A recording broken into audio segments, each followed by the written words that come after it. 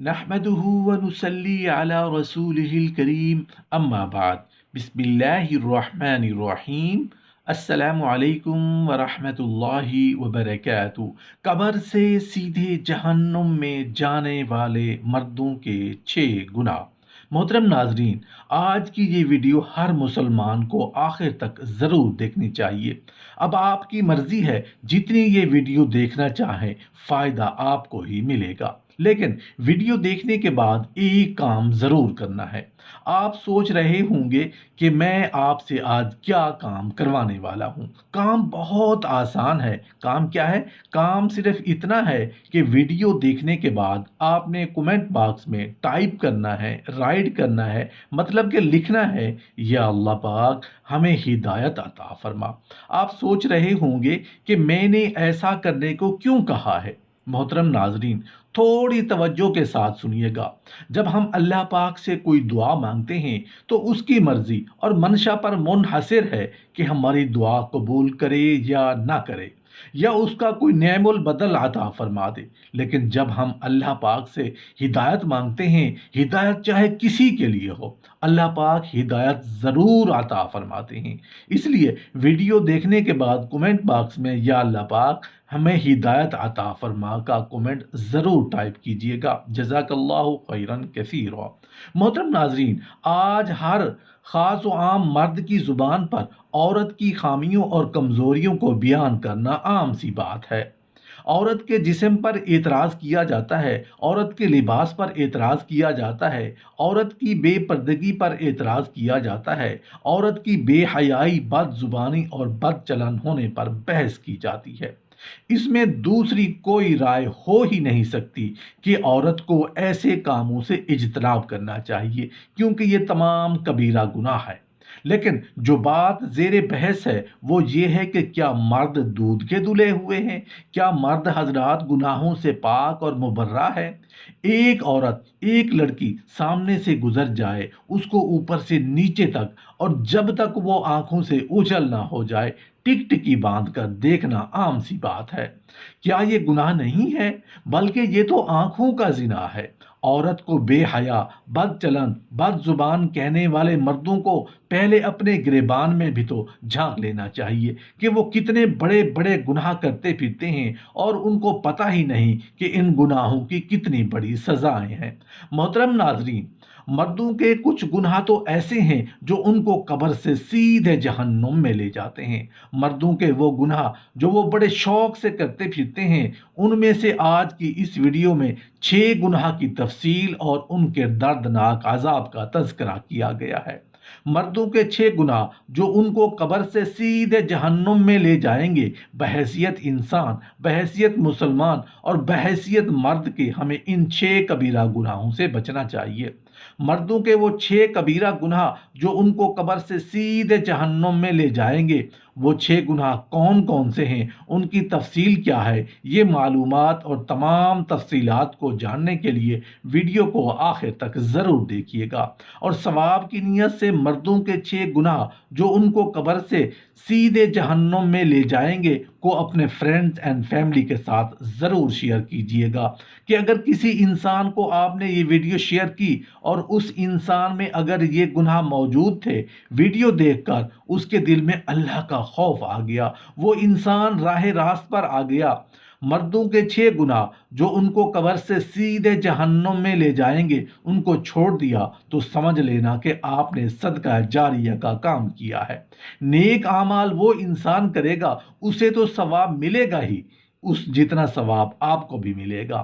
محترم ناظرین، آج کی اس ویڈیو میں ہم مردوں کے 6 گناہ جو ان کو قبر سے سیدھے جہنم میں لے جائیں گے کی تفصیل بھی بیان کریں گے۔ عموماً آج کل لوگ ان گناہوں کے اندر مبتلا ہیں، اور بعض لوگ تو ان گناہوں گناہ ہی نہیں سمجھتے، اور اگر گناہ سمجھتے بھی ہیں تو بہت معمولی اور چھوٹا سا گناہ سمجھتے ہیں، حالانکہ وہ بہت بڑے بڑے گناہ ہیں، کیونکہ آپ صلی اللہ علیہ وآلہ وسلم نے ان گناہوں کو کرنے والوں کو خود اپنی آنکھوں سے شب معراج کے موقع پر طرح طرح کے عذاب میں مبتلا دیکھا ہے، اور آپ صلی اللہ علیہ وآلہ وسلم نے ان لوگوں کے عذاب کو منظر کو صحابہ کرام رضی اللہ تعالی عنہم کے سامنے بیان فرمایا۔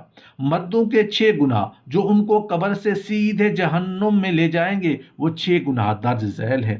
پہلے گناہ کے سبب تانبے کے ناخنوں سے اپنے چہرے اور سینے کو چھیلنا، دوسرے گناہ کے سبب انسان کے پیٹ کا انسان کے گھر جتنا بڑا ہو جانا، تیسرے گناہ کے سبب انسان کے سر کو پتھر سے کچلا جانا، چوتھے گناہ کے سبب انسان کے ہونٹوں کا لمبا ہو جانا، پانچویں گناہ کے سبب انسان کی کھال کو آگ کی کینچیوں سے کاٹا جانا، چھٹے گناہ کے سبب انسان کا اونٹ اور بیل کی چال چلنا ہے۔ محترم ناظرین، مردوں کے 6 گناہ جو ان کو قبر سے سیدھے جہنم میں لے جائیں گے کی تفصیل کو بڑے اطمینان اور دل و دماغ کو حاضر رکھ کر سن لیجئے اور دعا کیجئے اور کمنٹ باکس میں لکھ دیں کہ یا اللہ پاک ہم سب انسانوں کو اور خاص طور پر مسلمانوں کو ہدایت عطا فرما، آمین۔ محترم ناظرین، مردوں کے 6 گناہ جو ان کو قبر سے سیدھے جہنم میں لے جائیں گے میں سب سے پہلا گناہ تانبے کے ناخنوں سے اپنے چہرے اور سینے کو چھیلنا ہے۔ رسول اللہ صلی اللہ علیہ وآلہ وسلم نے شب معراج کے موقع پر طرح طرح کے عذاب میں مبتلا لوگوں کو دیکھا۔ آپ صلی اللہ علیہ وآلہ وسلم نے ارشاد فرمایا کہ میں ایسے لوگوں پر گزرا جن کے تانبے کے ناخن تھے اور تانبے کے ناخنوں سے وہ لوگ اپنے ہی چہروں اور سینوں کو چھیل رہے تھے۔ محترم ناظرین، یہ کتنا تکلیف دہ عذاب ہے کہ اپنے ناخنوں سے اپنے سینوں اور چہروں کو چھیلنا اور بار بار انہیں چھیلتے رہنا۔ رسول اللہ صلی اللہ علیہ وآلہ وسلم نے ان کے بارے میں حضرت جبرائیل علیہ السلام سے دریافت کیا کہ یہ کون لوگ ہیں؟ حضرت جبرائیل علیہ السلام نے جواب دیا کہ یا رسول اللہ صلی اللہ علیہ وآلہ وسلم، یہ وہ لوگ ہیں جو لوگوں کا گوشت کھاتے تھے، یعنی کہ ان کی غیبت کیا کرتے تھے اور ان کی عزتوں پر ہاتھ ڈالتے اور عزتوں کو اچھالتے تھے۔ آج کے معاشرے میں غیبت کرنے کا گناہ کتنا عام ہے، جس کو ہم گناہ ہی نہیں سمجھتے۔ رسول اللہ صلی اللہ علیہ وآلہ وسلم نے غیبت کے بارے میں کتنی سخت وعیدیں سنائی ہیں اور قرآن کریم میں غیبت کے بارے میں بہت ہی سنگین الفاظ استعمال کیے گئے ہیں جو شاید کسی دوسرے گناہ کے لیے استعمال نہیں کیے گئے۔ قرآن مجید میں ارشاد ہے کہ ایک دوسرے کی غیبت مت کرو کیونکہ یہ ایسا برا عمل ہے جیسے اپنے مرے ہوئے بھائی کا گوشت کھانا۔ کیا ہم میں سے کوئی اس بات کو پسند کرتا ہے کہ اپنے مرے ہوئے بھائی کا گوشت کھائے؟ غیبت کسے کہتے ہیں؟ غیبت اسے کہتے ہیں کہ کسی دوسرے کی پیٹھ کے پیچھے اس کی ایسی برائی بیان کرنا جس کے بیان کرنے کو وہ ناپسند اور سمجھتا ہے اور برائی اس کے اندر موجود ہو اور جھوٹ نہ ہو، اس کو غیبت کہا جاتا ہے۔ ایک حدیث کا مفہوم ہے، ایک صحابی نے رسول اللہ صلی اللہ علیہ وآلہ وسلم سے عرض کیا، یا رسول اللہ صلی اللہ علیہ وآلہ وسلم، غیبت کیا ہوتی ہے؟ تو آپ صلی اللہ علیہ وآلہ وسلم نے فرمایا، اپنے بھائی کا پیٹھ پیچھے ایسے انداز میں ذکر کرنا جس کو وہ ناپسند کرتا ہو، یعنی اس کو پتا چلے کہ میرا ذکر اس طرح مجلس میں کیا گیا ہے تو اس کو تکلیف ہو، تو یہ غیبت ہے۔ اس صحابی نے دوبارہ سوال کیا کہ اگر میرے بھائی کے اندر وہ خرابی موجود ہو تو جو میں بیان کر رہا ہوں، تو آپ صلی اللہ علیہ وآلہ وسلم نے جواب میں فرمایا کہ اگر وہ اس کے اندر خرابی موجود ہے تو وہ غیبت ہے، اگر وہ خرابی اس کے اندر موجود نہیں ہے اور تم جھوٹ کہہ رہے ہو تو پھر یہ غیبت نہیں بلکہ بہتان بن جائے گا، اور یہ بھی سخت گناہ ہے۔ غیبت کا گناہ کبیرہ ہے۔ کوشش کریں نہ غیبت کریں اور نہ سنیں، اور جس مجلس میں غیبت ہو رہی ہو اس بات کا رخ بدلنے کی کوشش کریں یا اس مجلس سے اٹھ کر چلے جائیں۔ ایک حدیث میں ہے کہ رسول اللہ صلی اللہ علیہ وآلہ وسلم نے فرمایا کہ جو لوگ غیبت کرنے والے ہوں گے انہوں نے دنیا میں بہت سے نیک اعمال کیے ہوں گے، نمازیں پڑھی ہوں گی، روزے رکھے ہوں گے، مگر ان کو پل صراط پر جانے سے بھی روک دیا جائے گا کہ جب تک وہ غیبت کا کفارہ ادا نہ کر لیں۔ ایک روایت میں ہے کہ رسول اللہ صلی اللہ علیہ وآلہ وسلم کے زمانے میں 2 عورتیں تھیں، ان دونوں نے روزہ رکھا اور روزے کی حالت میں وہ خواتین آپس میں گفتگو کرنے لگیں اور گفتگو میں غیبت شروع ہو گئی۔ تھوڑی دیر بعد رسول اللہ صلی اللہ علیہ وسلم کے پاس ایک صاحب آئے، بتایا کہ ان 2 خواتین نے روزہ رکھا تھا مگر اس وقت ان کی حالت بہت خراب ہو رہی ہے اور پیاس کی وجہ سے گویا ان کی جان نکلنے کے قریب ہے۔ رسول اللہ صلی اللہ علیہ وسلم نے اللہ کی جانب سے بذریعہ وحی معلوم ہو گیا ہوگا کہ ان عورتوں نے غیبت کی، چنانچہ آپ صلی اللہ علیہ وسلم نے حکم فرمایا کہ ان عورتوں کو میرے پاس لے آؤ۔ جب ان عورتوں کو رسول اللہ صلی اللہ علیہ وسلم کے پاس لایا گیا تو آپ صلی اللہ علیہ وسلم نے دیکھا کہ واقعی ہی ان کی حالت بہت بھوک اور شدت پیاس کی وجہ سے بہت خراب ہو رہی ہے۔ تو آپ صلی اللہ علیہ وسلم نے حکم فرمایا کہ ایک بڑا پیالہ یا برتن لاؤ۔ چنانچہ جب پیالہ آیا تو آپ صلی اللہ علیہ وسلم نے ایک خاتون کو حکم دیا کہ تم اس پیالے میں قے یعنی الٹی کرو۔ جب اس نے قے کی تو اس میں خون، پیپ، گوشت کے ٹکڑے پائے گئے، یہاں تک کہ وہ پیالہ بھر گیا۔ تو پھر رسول اللہ صلی اللہ علیہ وسلم نے فرمایا، یہ تمہارے ان بہنوں اور بھائیوں کا خون اور پیپ اور گوشت ہے جو تم نے روزے کی حالت میں کھایا تھا۔ یعنی ان دونوں نے ان کی غیبت کی تو غیبت کا انجام یہی ہوتا ہے۔ غیبت کو برا سمجھتے ہوئے غیبت سے بچنا چاہیے۔ غیبت سے ملتا جلتا ایک گناہ اور ہے، وہ جو اتنا ہی سنگین ہے، یعنی کہ چغلی کرنا۔ چغلی کی حقیقت یہ ہے کہ تم کسی کے سامنے کسی کی برائی بیان کرو، اور وہ برائی اس لیے بیان کرو تاکہ دونوں میں لڑائی ہو جائے، بدگمانی اور نا اتفاقی پیدا ہو جائے۔ اس کو چغلی کہتے ہیں۔ چغلی بھی غیبت سے بڑا گناہ ہے۔ قرآن کریم اور حدیث میں اس گناہ کی سخت وعیدیں اور سزائیں بیان فرمائی گئی ہیں۔ محترم ناظرین، مردوں کے 6 گناہ جو ان کو قبر سے سیدھے جہنم میں لے جائیں گے میں سے دوسرا گناہ جس کے سبب انسانوں کے گھر جتنے بڑے بڑے پیٹ ہوں گے۔ آپ صلی اللہ علیہ وسلم نے شب معراج کے موقع پر طرح طرح کے عذاب میں مبتلا لوگوں کو دیکھا۔ آپ صلی اللہ علیہ وسلم نے ارشاد فرمایا کہ میرا گزر ایسے لوگوں پر ہوا جن کے پیٹ اتنے بڑے بڑے تھے جیسے انسانوں کے رہنے کے گھر ہوتے ہیں، اور ان پیٹوں میں سانپ تھے جو باہر سے نظر آ رہے تھے، جو انہیں ڈس رہے تھے، اور ایک روایت میں ہے کہ ایک خون کی نہر بھی دیکھی جس میں آدمی غوطہ کھاتا ہے، اور جب وہ کنارے کے قریب آنا چاہتا ہے تو ایک فرشتہ کنارے پر کھڑا ہے، اس کے منہ پر اتنی زور سے پتھر مارتا ہے کہ وہ پھر دوبارہ اپنی جگہ پہنچ جاتا ہے، اور یہ سلسلہ مستقل جاری ہے۔ کتنا سخت عذاب ہے۔ رسول اللہ صلی اللہ علیہ وسلم فرماتے ہیں کہ میں نے جبرائیل علیہ السلام سے دریافت کیا کہ یہ کون لوگ ہیں؟ تو حضرت جبرائیل علیہ السلام نے جواب دیا، یہ سود کھانے والے لوگ ہیں۔ محترم ناظرین، آج ہمارے معاشرے میں یہ گناہ عام ہو چکا ہے۔ قرآن کریم نے سود کو بہت بڑا گناہ بتایا ہے، اور کہ اے ایمان والو، اللہ سے ڈرو اور سود کا جو حصہ بھی رہ گیا ہو اس کو چھوڑ دو۔ اگر تمہارے اندر ایمان ہے، اگر تم سود کو نہیں چھوڑو گے، یعنی سود کے معاملات کرتے رہو گے، تو اللہ اور اس کے رسول کی طرف سے اعلان جنگ ہے۔ اللہ کی طرف سے کسی گناہ کے کیے جانے پر جنگ نہیں سوائے سود کے۔ سود کسے کہتے ہیں؟ سود اس کو کہتے ہیں کہ آپ کسی شخص کو ادھار دیں اور یہ طے کریں کہ اصل رقم سے زیادہ دینے ہیں، تو یہ زیادتی طے کی گئی ہے اور وہ سود ہے، لیکن آپ نے زیادہ تو طے نہیں کیا بلکہ اس نے خوشی سے دے دیے، تو یہ حرام نہیں ہے بلکہ جائز ہے۔ سود وہ زیادتی ہے جو پہلے طے کی جائے، اور اس کی حدیث میں گناہ کبیرہ بتایا گیا ہے۔ بخاری شریف کی حدیث میں حضرت ابو ہریرہ رضی اللہ تعالیٰ عنہ فرماتے ہیں کہ سود کھانا ان گناہ کبیرہ میں سے ہے جو ہلاک کرنے والے ہیں۔ ایک روایت میں ہے کہ رسول اللہ صلی اللہ علیہ وسلم نے فرمایا، سود دینے والے اور لینے والوں پر دونوں پر اللہ کی لعنت ہے۔ حضرت ابو ہریرہ رضی اللہ تعالیٰ عنہ فرماتے ہیں کہ رسول اللہ صلی اللہ علیہ وسلم نے فرمایا، 4 شخصوں کے متعلق اللہ تعالیٰ پر یہ حق ہے کہ اس کو جنت میں داخل نہ کرے اور جنت کی لذتوں سے ان کو محروم رکھے۔ نمبر 1، ہمیشہ شراب پینے والا۔ نمبر 2، یتیم کا مال کھانے والا۔ نمبر 3، ماں باپ کا نافرمان۔ نمبر 4، سود کھانے والا۔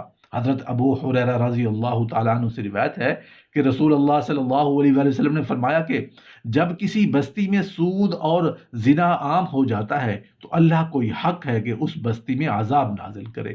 آج کل سود کا لین دین اتنا بڑھ گیا ہے، اتنا وسیع ہو گیا ہے کہ تقریباً ہر ملک میں اور ملک کے کونے کونے میں پھیل گیا ہے، جس کی وجہ سے بہت سے مسلمان بھی یا کسی لالچ کی وجہ سے مجبور ہو کر ان کا لین دین کرتے ہیں۔ لیکن مسلمان یاد رکھیں کہ اس ہما گیری کا مطلب یہ نہیں کہ مسلمان اس مجبوری کا سہارا لے کر اتنی بڑی لعنت سے بے پرواہ ہو جائیں اور ان کے دلوں میں ذرا برابر بھی کھٹک پیدا نہ ہو کہ وہ اتنی بڑی حرام چیز میں مبتلا ہے۔ البتہ اپنی رقم بینک میں رکھنا بطور امانت یا حفاظت کی نیت سے رکھنا تو اس کو علماء نے جائز کہا ہے، اور بینک میں رکھنے کی نیت سود کی نہ ہو۔ اگر بینک کی پالیسی کے تحت آپ کو منافع مل رہا ہے تو وہ منافع آپ بینکوں میں نہ چھوڑیں، اور منافع لے کر تو آپ بغیر کسی ثواب کی نیت کے غریبوں میں بانٹ دیں اور اپنی اصل رقم کو استعمال کر لیں۔ اگر منافع واپس کے پیسے کو آپ نے خرچے یا استعمال میں لائیں گے تو بربادی کا سبب بنے گا۔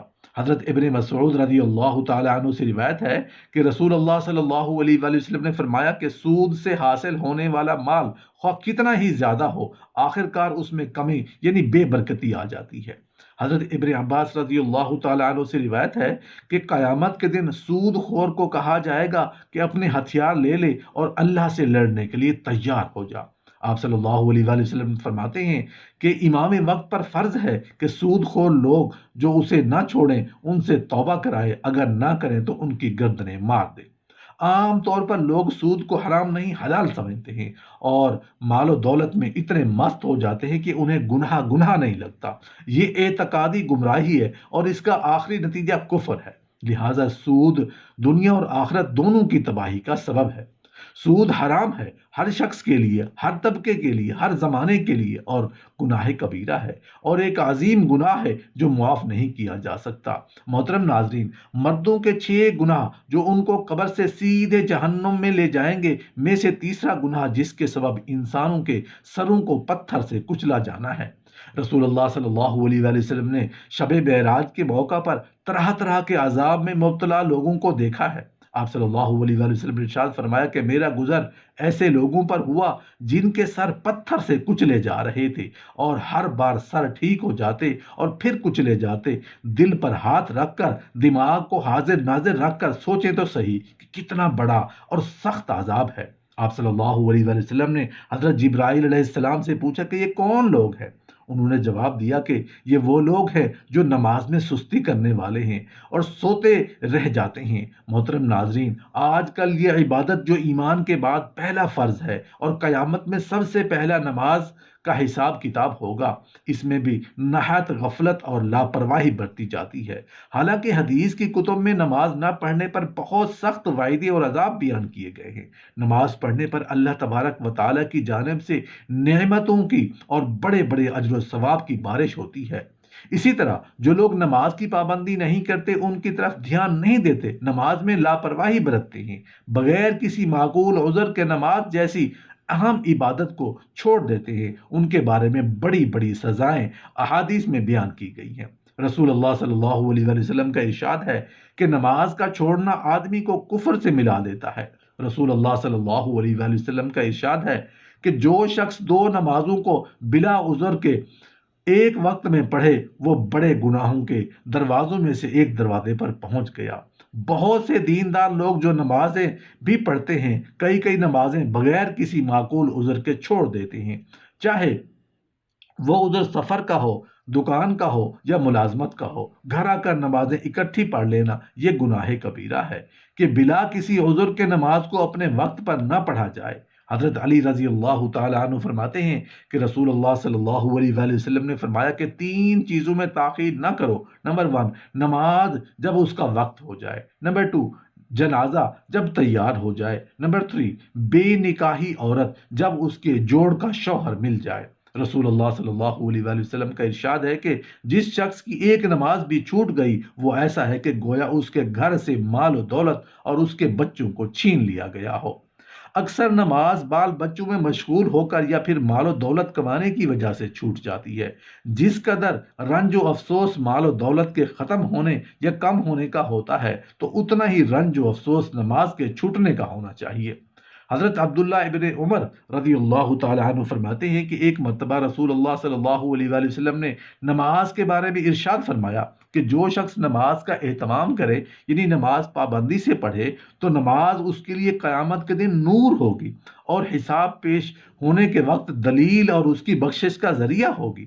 بے نمازیوں کو عذاب کافروں کے ساتھ دیا جائے گا۔ ان کافروں کے ساتھ عذاب دینے کی وجہ یہ ہے کہ اکثر یہی سستی ان کافروں میں پائی جاتی ہے۔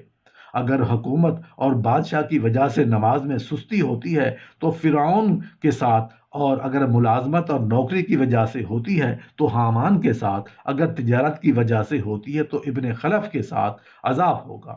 ایک اور حدیث میں آتا ہے کہ حضرت عباس رضی اللہ تعالیٰ عنہ فرماتے ہیں کہ رسول اللہ صلی اللہ علیہ وآلہ وسلم نے مجھے 7 نصیحتیں فرمائی، کہ جن میں 4 یہ ہے: پہلی یہ کہ تم اللہ تعالیٰ کے ساتھ کسی کو شریک نہ کرو، دوسری یہ کہ تم جان بوجھ کر نماز نہ چھوڑو، جو جان بوجھ کر نماز چھوڑ دے وہ مذہب سے نکل جاتا ہے، تیسری یہ کہ اللہ تعالیٰ کی نافرمانی نہ کرو، اس سے رب تعالیٰ ناراض ہو جاتا ہے، چوتھی یہ کہ شراب نہ پیو، یہ ساری خطاؤں کی جڑ ہے۔ ایک حدیث شریف کا مفہوم ہے: جو شخص نماز کی پابندی کرتا ہے تو اللہ تعالیٰ 5 طرح سے اس کا اکرام و اعزاز فرماتے ہیں۔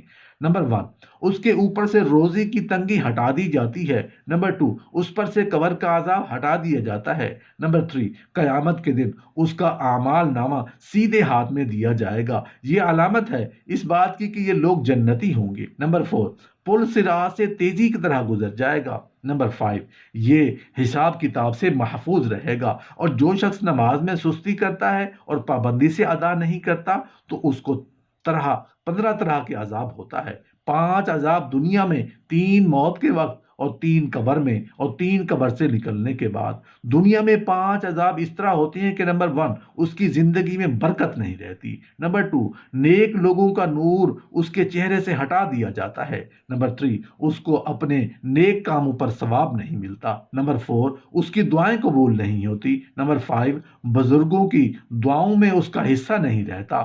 اور موت کے وقت کے 3 عذاب یہ ہیں: نمبر 1، وہ ذلیل ہو کر مرتا ہے۔ نمبر 2، بھوکا ہو کر مرتا ہے۔ نمبر 3، پیاس کی شدت میں موت آتی ہے، اگر سمندر بھی پی لے تو پیاس نہیں بجھتی۔ اور قبر میں 3 عذاب یہ ہوتے ہیں: نمبر 1، اس کی قبر اتنی تنگ ہو جاتی ہے کہ پسلیاں ایک دوسرے میں گھس جاتی ہیں۔ نمبر 2، قبر میں آگ جلا دی جاتی ہے۔ نمبر 3، قبر میں ایک سانپ اس کے اوپر ایسی شکل کا مسلط ہوتا ہے جس کی آنکھیں آگ کی ہوتی ہیں اور ناخن لوہے کے اتنے لمبے کہ ایک دن پورا چل کر بھی ان کے ناخن ختم نہ ہونے پائیں، اور اس کی آواز بجلی کی کڑک کی طرح ہوتی ہے۔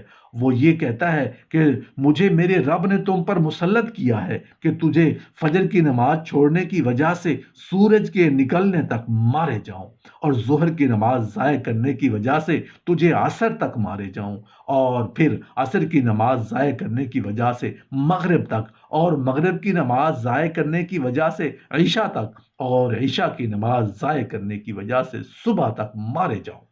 جب وہ ایک مرتبہ اس کو مارتا ہے تو اس کی وجہ سے وہ مردہ 70 ہاتھ زمین میں دھنس جاتا ہے، اور اسی طرح قیامت تک اس کو عذاب ہوتا رہے گا۔ اور قبر سے نکلنے کے بعد کے 3 عذاب یہ ہیں: نمبر 1، حساب سختی سے کیا جائے گا۔ نمبر 2، حق تعالیٰ اس پر غصہ ہوگا۔ نمبر 3، جہنم میں داخل کر دیا جائے گا۔ محترم ناظرین، ایک واقعہ ملاحظہ فرمائیں کہ ایک عورت کا انتقال ہو گیا۔ دفن کے وقت اس کا بھائی اس کے قریب تھا، اتفاق سے بھائی کی کوئی چیز قبر میں گر گئی۔ تدفین کے بعد یاد آیا تو بہت رنج ہوا، اس نے چپکے سے قبر کھول کر اس چیز کو نکالنے کا ارادہ کیا۔ جب بھائی نے قبر کو کھولا تو وہ آگ کے شعلوں سے بھری ہوئی تھی۔ روتا ہوا ماں کے پاس آیا اور حال بیان کیا اور پوچھا یہ کیا بات ہے، تو ماں نے بتایا کہ وہ نماز میں سستی کرتی تھی اور قضا کر دیتی تھی۔ ایک حدیث کا مفہوم ہے: جان بوجھ کر بغیر کسی عذر کے نماز چھوڑنے والوں کی طرف اللہ تعالیٰ قیامت میں توجہ نہیں فرمائیں گے، اور دکھ دینے والا عذاب ان کو دیا جائے گا۔ ایک حدیث کا مفہوم ہے: رسول اللہ صلی اللہ علیہ وآلہ وسلم سے کسی نے عرض کیا کہ فلاں شخص سوتا رہتا ہے اور نماز کو نہیں جاتا، تو آپ صلی اللہ علیہ وآلہ وسلم نے فرمایا کہ اس کے کان میں شیطان نے پیشاب کر دیا ہے۔ یعنی یہ غفلت کی نیند شیطان کے پیشاب کا اثر ہے، یا یہ مطلب ہے کہ صبح کی نماز قضا کرنے والا ایسا ذلیل ہے کہ شیطان کے نزدیک بھی اس قابل ہے کہ اس پر پیشاب کر دیا جائے۔ شیطان بھی اس کم بخت کو پیشاب کا مستحق سمجھتا ہے۔ محترم ناظرین، مردوں کے 6 گناہ جو ان کو قبر سے سیدھے جہنم میں لے جائیں گے میں سے تیسرا گناہ جس کے سبب انسانوں کے ہونٹ کا لمبا ہو جانا ہے۔ رسول اللہ صلی اللہ علیہ وآلہ وسلم نے شب معراج کے موقع پر طرح طرح کے عذاب میں مبتلا لوگوں کو دیکھا۔ آپ صلی اللہ علیہ وآلہ وسلم نے ارشاد فرمایا کہ میرا گزر ایسے لوگوں پر ہوا، میں نے دیکھا کہ ان کے ہونٹ اونٹ کی طرح بڑے بڑے ہیں، اور فرشتے ان ہونٹوں کو پھاڑ پھاڑ کر ان کے منہ میں زبردستی گوشت ٹھونس رہے ہیں۔ جو پاخانے کے راستے سے نکل رہا ہے اور وہ چیخ رہے ہیں، چلا رہے ہیں، مگر ان کی کوئی نہیں سنتا۔ رسول اللہ صلی اللہ علیہ وآلہ وسلم فرماتے ہیں کہ میں نے جبرائیل علیہ السلام سے دریافت کیا کہ یہ کون لوگ ہیں؟ انہوں نے جواب دیا کہ یہ آپ کی امت کے وہ لوگ ہیں جو یتیموں کا ناحق مال کھایا کرتے تھے۔ اللہ جل شانہ نے قرآن پاک میں یتیموں کا ذکر بہت سی جگہ پر ارشاد فرمایا اور اس پر بار بار تنبیہ فرمائی کہ ان کے ساتھ خیر خواہی کی جائے، ان کے مال میں احتیاط سے کام لیا جائے، ان کے ساتھ نرمی کا برتاؤ کیا جائے، ان کی اصلاح اور فلاح کی کوشش کی جائے، حتیٰ کہ اگر کسی یتیم لڑکی سے نکاح کریں تو اس کے مہر کو کم کرنے پر ڈانٹنا ہے تو غریبی کی وجہ سے اس کے مہر میں کمی نہ کی جائے۔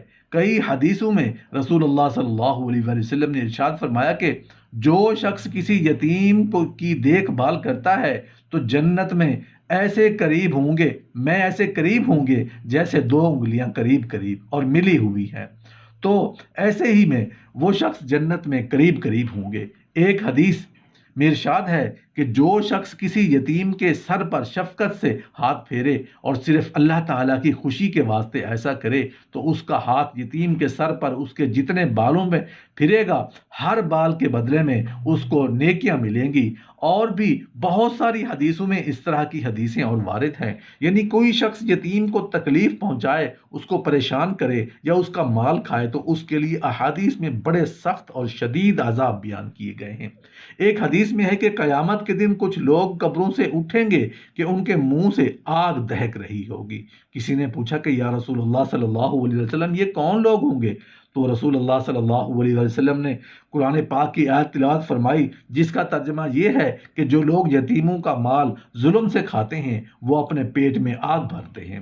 ایک اور حدیث میں ہے کہ 4 قسم کے آدمی ایسے ہیں جن کو اللہ جل شانہ نہ تو جنت میں داخل فرمائیں گے اور نہ ان کو جنت کی نعمتیں چکھنا نصیب ہوں گی۔ ایک وہ شخص جو شراب پیتا ہو، دوسرا سود خور، تیسرا وہ شخص جو ناحق یتیم کا مال کھاتا ہے، چوتھا وہ شخص جو والدین کا نافرمان ہو۔ بخاری شریف کی روایت ہے، حضرت ابو ہریرہ رضی اللہ تعالیٰ عنہ فرماتے ہیں کہ آپ صلی اللہ علیہ وسلم نے ارشاد فرمایا کہ ہلاک کرنے والی چیزوں میں سے ایک یتیم کا مال کھانا بھی ہے، یعنی یتیم کا مال ظلم سے کھانا بھی انسان کو ہلاک کرنے والا ہے۔ پیارے نبی صلی اللہ علیہ وسلم نے فرمایا کہ اگر کوئی یتیم کے مال کو ناحق کھائے تو اس کی بربادی میں کوئی شک نہیں، وہ شخص دنیا میں بھی پریشان ذلیل و خوار ہوگا اور مرنے کے بعد آخرت میں جنت میں جانے سے روک دیا جائے گا۔ حضرت ابو ہریرہ رضی اللہ تعالیٰ عنہ کی حدیث ہے کہ رسول اللہ صلی اللہ علیہ وسلم نے فرمایا اللہ تعالیٰ پر حق ہے کہ وہ یتیم کے مال کھانے والے کو جنت میں داخل نہ کرے، اس لیے کہ اگر کوئی یتیم تمہارے پاس ہو تو اس کے ساتھ خیر خواہی اور اچھائی والا معاملہ کرو، وہ تمہارے لیے ایک بہت بڑی نعمت ہے اور اجر و ثواب کا ذریعہ ہے۔ محترم ناظرین، مردوں کے 6 گناہ جو ان کو قبر سے سیدھے جہنم میں لے جائیں گے میں سے 5واں گناہ جس کے سبب انسانوں کی کھال کو آگ کی کینچی سے کاٹا جانا ہے۔ رسول اللہ صلی اللہ علیہ وآلہ وسلم نے شب معراج کے موقع پر طرح طرح کے عذاب میں مبتلا لوگوں کو دیکھا ہے۔ آپ صلی اللہ علیہ وآلہ وسلم نے ارشاد فرمایا کہ میرا گزر ایسے لوگوں پر ہوا جن کی کھالیں آگ کی کینچیوں سے کاٹی جا رہی تھیں۔ کتنا دردناک اور اذیت ناک عذاب ہے۔ آپ صلی اللہ علیہ وآلہ وسلم نے حضرت جبرائیل علیہ السلام سے دریافت کیا کہ یہ کون لوگ ہیں؟ تو حضرت جبرائیل علیہ السلام نے عرض کیا کہ یہ وہ مرد اور عورتیں ہیں جو زنا کرنے کی خاطر بنا و سنگار اور فیشن کیا کرتے تھے۔ محترم ناظرین، اللہ پاک نے قرآن پاک میں زنا سے متعلق یہ ارشاد فرمایا ہے کہ اے لوگو تم زنا کے پاس نہ بھٹکنا، اس لیے کہ وہ بڑی بے حیائی کی بات ہے۔ پاس بھی نہ بھٹکنے کا مطلب یہ ہے کہ جن باتوں سے زنا کا تقاضا پیدا ہوتا ہے ان سے بچنا بھی ضروری ہے۔ چنانچہ زنا کاری اور اس کی اطراف لے جانے والی اور اس کی خواہش پیدا کرنے والی تمام چیزوں سے قرآن کریم اور حدیث پاک نے روکا ہے۔ تفسیر ابن کثیر میں ہے کہ رسول اللہ صلی اللہ علیہ وآلہ وسلم فرماتے ہیں شرک کے بعد کوئی گناہ زنا کاری سے بڑھ کر نہیں۔ حضرت ابو امامہ رضی اللہ تعالیٰ عنہ کی روایت ہے کہ رسول اللہ صلی اللہ علیہ وآلہ وسلم نے فرمایا، اپنی نگاہوں کو روکو اور شرمگاہ کی پوری حفاظت کرو، ورنہ اللہ جل شانہ تمہاری صورت بگاڑ دے گا۔ بخاری شریف کی روایت میں ہے کہ حضرت انس رضی اللہ تعالیٰ عنہ بیان کرتے ہیں کہ رسول اللہ صلی اللہ علیہ وآلہ وسلم نے ارشاد فرمایا، جو گناہ انسان کو سب سے زیادہ جہنم کا مستحق بناتے ہیں وہ زبان اور شرمگاہ کے گناہ ہیں۔ ایک اور حدیث کا مفہوم ہے، آپ صلی اللہ علیہ وآلہ وسلم نے فرمایا کہ جس نے زنا کیا یا شراب پی یا چوری کی تو اس نے اسلام کی رسی اپنی گردن سے نکال لی۔ حضرت عثمان رضی اللہ تعالیٰ عنہ بیان کرتے ہیں کہ رسول اللہ صلی اللہ علیہ وآلہ وسلم نے فرمایا کہ آدھی رات کو آسمان کا دروازہ کھولا جاتا ہے اور ایک پکارنے والا پکارتا ہے کہ کوئی دعا کرنے والا ہے جو اس کی دعا قبول کی جائے۔ پھر ہر مسلمان کی دعا قبول کی جاتی ہے اگر وہ دعا مانگتا ہے، سوائے اس زناکار کے جو اپنی شرمگاہ کی کمائی کھاتی پھرتی ہے۔ ایک اور حدیث کا مفہوم ہے کہ آپ صلی اللہ علیہ وآلہ وسلم نے فرمایا کہ زانیوں کے منہ جہنم کی آگ سے جلائے جائیں گے، آگ سے ان کے منہ بھڑکتے ہوئے ہوں گے۔ حضرت ابن عمر رضی اللہ تعالیٰ عنہ کی حدیث میں ہے کہ رسول اللہ صلی اللہ علیہ وآلہ وسلم نے فرمایا کہ زنا سے غریبی اور محتاجگی پیدا ہوتی ہے۔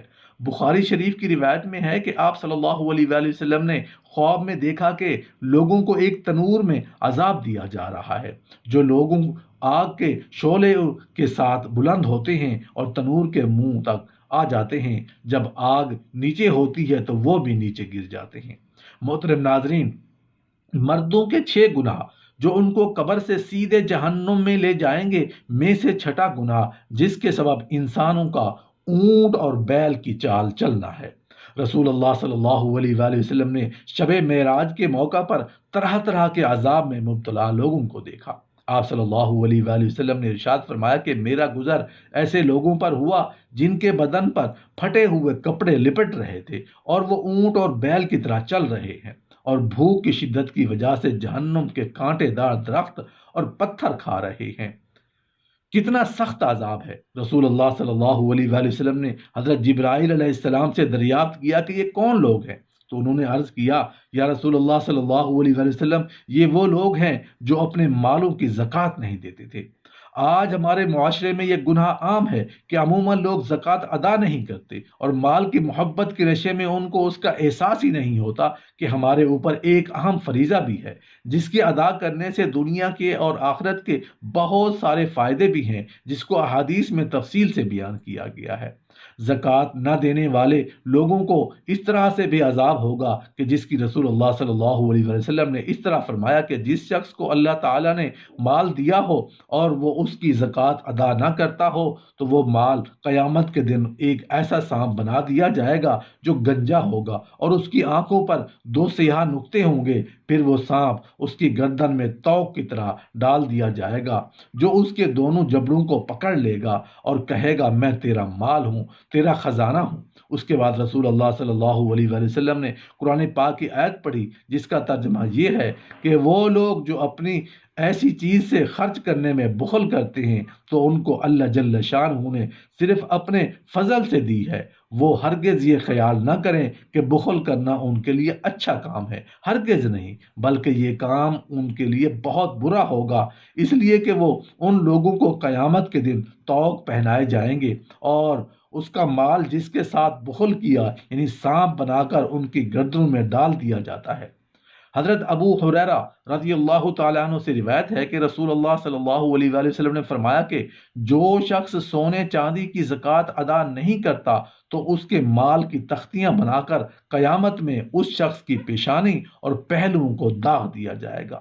جب یہ تختیاں ٹھنڈی ہو جائیں گی تو گرم کر لیا جائے گا اور قیامت کے 50,000 برس والے پورے دن میں اس کو یہی عذاب ہوتا رہے گا۔